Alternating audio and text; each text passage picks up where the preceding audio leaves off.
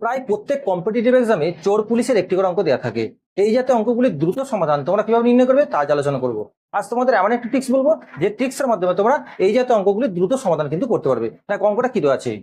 এক চোর 100 মিটার দূরে অবস্থিত এক পুলিশকে দেখে দৌড়াতে শুরু করলো।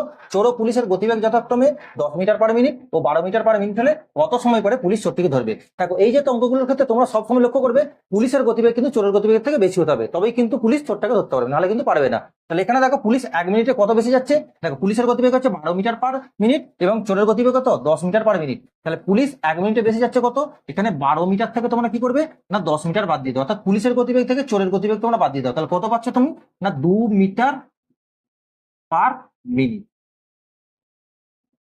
এবার পুলিশ চোরটাকে কত মিটার দূরে দেখেছে না 100 মিটার দূরে দেখেছে, তাই তোমরা কি করবে এই দূরত্বটাকে গতিবেগটা দিয়ে ভাগ করে দাও। তাহলে 2 দিয়ে ভাগ করে দাও, তাহলে 2 দিয়ে কাটাকাটি করলে কত আসছে 2 50 100, অর্থাৎ 50 মিনিট পরে পুলিশ চোরটিকে ধরতে পারবে, যেটা তোমার হচ্ছে অপশন বি এর মধ্যে। তাহলে এই অঙ্কটা তোমরা যদি বুঝতে পারো তাহলে এই অঙ্কের উত্তর কত হবে তোমার উত্তর কমেন্ট বক্সে জানাও। ভিডিওটি ভালো লাগলে লাইক করো এবং চ্যানেল নতুন হলে অবশ্যই চ্যানেলটিকে সাবস্ক্রাইব করো।